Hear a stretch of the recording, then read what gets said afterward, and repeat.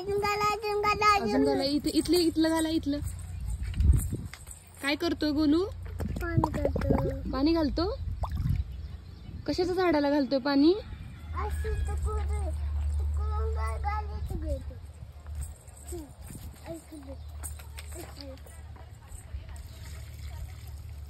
केळीच्या झाडाला घालतोय पाणी.